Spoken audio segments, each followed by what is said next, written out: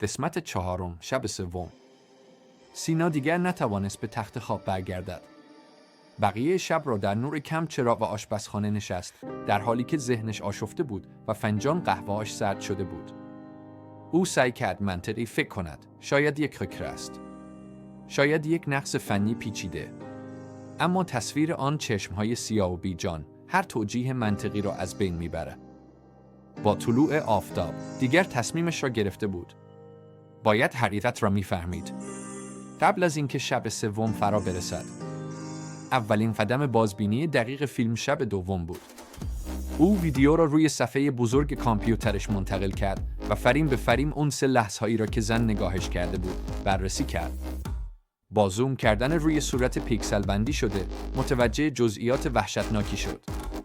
نه تنها چشمهایش کاملا سیاه بودند، بلکه به نظر می رسید پشت سرش در گوشهای تاریک از اتاق خواب بچه‌هاش چیزی سفید و مچاله شده افتاده است که قبلا ندیده بود.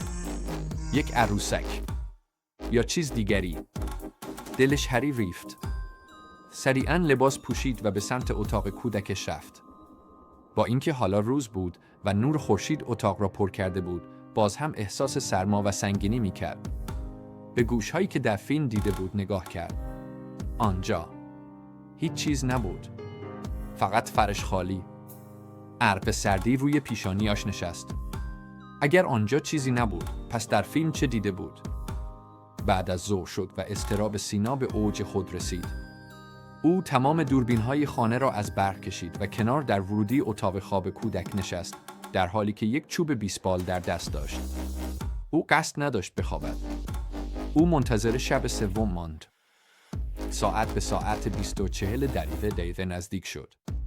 سینا با چشمانی باز و قلبی که به شدت می‌کوبید منتظر ماند. ساعت 20:41 شد. هیچ هشداری از اپلیکیشن نیامد. سینا برای لحظه‌ای نفس راحتی کشید. شاید با قطع کردن دوربین‌ها طلسم شکسته بود. اما این آرامش موقتی بود. یک حس غریزی به او گفت که این پایان ماجرا نیست.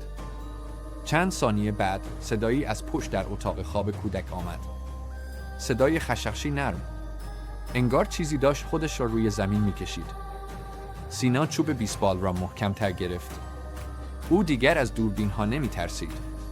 او حالا از چیزی می‌ترسید که در اون سویده بود. چیزی که دیگر نیازی به لنز دوربین نداشت تا خودش را نشان دهد.